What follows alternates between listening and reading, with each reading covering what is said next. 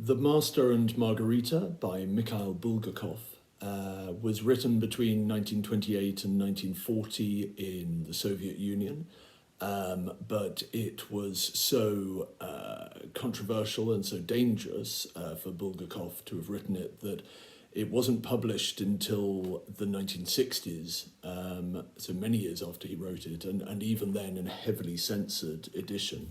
But word about this wonderful novel got around the underground world of the Soviet Union, and its reputation spread.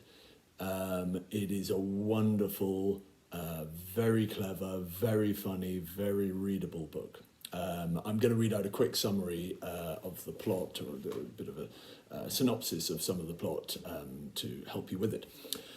So one hot spring, the devil arrives in Moscow, accompanied by a retinue that includes a beautiful naked witch and an immense talking black cat with a fondness for chess and vodka. The visitors quickly wreak havoc in a city that refuses to believe in either God or Satan. But they also bring peace to two unhappy Muscovites. One is the Master, a writer pilloried for daring to write a novel about Christ and Pontius Pilate. The other is Margarita, who loves the Master so deeply that she is willing literally to go to hell for him. What ensues is a novel of inexhaustible energy, humour, and philosophical depth. And I'm going to read to you from chapter 3, The Seventh Proof. Yes, it was about 10 o'clock in the morning, my dear Ivan Nikolaevich, said the professor. The poet drew his hand across his face, like a man who has just woken up and noticed that it was now evening. The water in the pond had turned black, a little boat was gliding across it, and he could hear the splash of an oar and a girl's laughter in the boat. People were beginning to appear in the avenues and were sitting on the benches on all sides of the square, except on the side where our friends were talking. Over Moscow it was as if the sky had blossomed. A clear, full moon had risen, still white and not yet golden.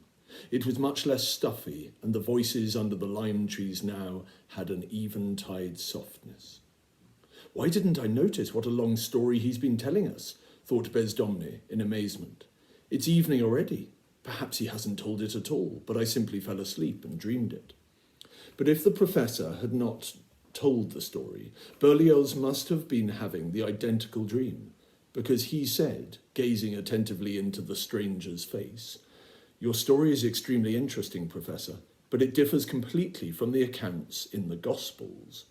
"But surely," replied the professor, with a condescending smile, "you of all people must realize that absolutely nothing written in the Gospels actually happened. If you want to regard the Gospels as a proper historical source..." He smiled again, and Berlioz was silenced. And I've missed it. There we go. He had just been saying exactly the same thing to Bezdomny on their walk from Bronaya Street to Patriarch's Ponds. "I agree," answered Berlioz, "but I'm afraid that no one is in a position to prove the authenticity of your version either." "Oh yes, I can easily confirm it," rejoined the professor with great confidence, lapsing into his foreign accent and mysteriously beckoning the two friends closer. They bent towards him from both sides, and he began, this time without a trace of his accent, which seemed to come and go without rhyme or reason. "The fact is," here the professor glanced round nervously and dropped his voice to a whisper, "I was there myself, on the balcony with Pontius Pilate, in the garden when he talked to Caiaphas, and on the platform, but secretly, incognito, so to speak, so don't breathe a word of it to anyone, and please keep it an absolute secret." Shh. There was silence. Berlioz went pale. How long did you say you've been in Moscow?" he asked in a shaky voice. "I have just this minute arrived in Moscow," replied the professor, slightly disconcerted. Only then did it occur to the two friends to look him properly in the eyes. They saw that his green left eye was completely mad, his right eye black, expressionless and dead. That explains it all, thought Berlioz perplexedly. He's some mad German who's just arrived, or else he's suddenly gone out of his mind here at Patriarch's. What an extraordinary business. This really seemed to account for everything: the mysterious breakfast with the philosopher Kant, the idiotic ramblings about sunflower seed oil and Anna, the prediction about Berlioz's head being cut off, and all the rest. The professor was a lunatic. Berlioz at once started to think what they ought to do. Leaning back on the bench, he winked at Bezdomny behind the professor's back, meaning humour him. But the poet, now thoroughly confused, failed to understand the signal. Yes, said Berlioz with great animation. It's quite possible, of course, even probable. Pontius Pilate, the balcony, and so on. Have you come here alone or with your wife? Alone. I am always alone, replied the professor bitterly. But where is your luggage, Professor? Asked Berlioz cunningly. At the Metropole? Where are you staying? Where am I staying? Nowhere, answered the mad German, staring moodily around Patriarch's ponds with his green eye. What? But where are you going to live? In your flat, the lunatic suddenly replied, casually, and winked. I should be delighted, stuttered Berlioz, but I'm afraid you wouldn't be very comfortable at my place. The rooms of the Metropole are excellent. It's a first-class hotel. And the devil doesn't exist either, I suppose? The madman suddenly inquired cheerfully of Ivan Nikolaevich. And the devil? Don't contradict him, mouthed Berlioz silently, leaning back and grimacing behind the professor's back. There's no such thing as the devil. Ivan Nikolaevich burst out, hopelessly muddled by all this dumb show, ruining all Berlioz's plans by shouting, and stop playing the amateur psychologist. At this, the lunatic gave such a laugh that it startled the sparrows out of the tree above them.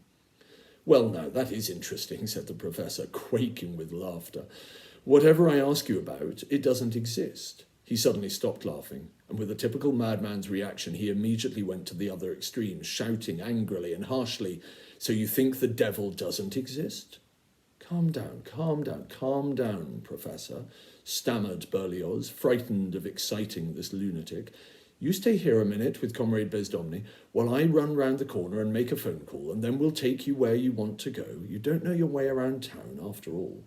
Berlioz's plan was obviously right, to run to the nearest telephone box and tell the aliens bureau that there was a foreign professor sitting in Patriarch's Pond who was clearly insane. Something had to be done, or there might be a nasty scene. Telephone? Of course, go and telephone if you want to, agreed the lunatic sadly, and then suddenly begged with passion, but please, as a farewell request, at least say you believe in the devil.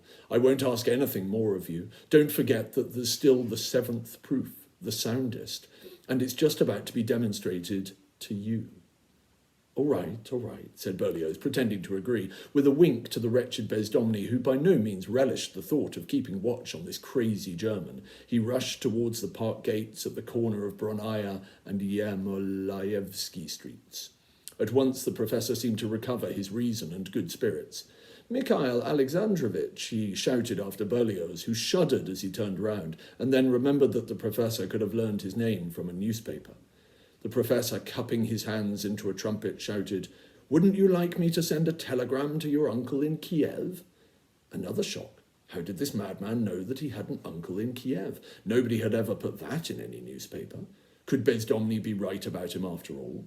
And what about those phony-looking documents of his? Definitely a weird character. Ring up the bureau at once. They'll come and sort it all out in no time. Without waiting to hear any more, Berlioz ran on. At the park gates leading into Bronaya Street, the identical man whom a short while ago the editor had seen materialize out of a mirage got up from a bench and walked towards him. This time, however, he was not made of air, but flesh and blood. In the early twilight, Berlioz could clearly distinguish his feathery little moustache, his little eyes, mocking and half-drunk, his check trousers pulled up so tight that his dirty white socks were showing. Mikhail Alexandrovich stopped, but dismissed it as a ridiculous coincidence. He had, in any case, no time to stop and puzzle it out now. Are you looking for the turnstile, sir? Inquired the check-clad man in a quavering tenor. This way, please. Straight on for the exit. How about the price of a drink for showing you the way, sir? Church choir master, out of work, sir. Need a helping hand, sir. Bending double, the weird creature pulled off his jockey cap with a sweeping gesture. Without stopping to listen to the choirmaster's begging and whining, Berlioz ran to the turnstile and pushed it. Having passed through, he was just about to step off the pavement and cross the tram lines when a white and red light flashed in his face and the pedestrian signal lit up with the words "Stop." Tramway. A tram rolled into view, rocking slightly along the newly laid track that ran down Yermolaevsky Street and into Bronaya. As it turned to join the main line, it suddenly switched its inside lights on, hooted, and accelerated. Although he was standing in safety, the cautious Berlioz decided to retreat behind the railings. He put his hand on the turnstile and took a step backwards. He missed his grip, and his foot slipped on the cobbles as inexorably as though on ice.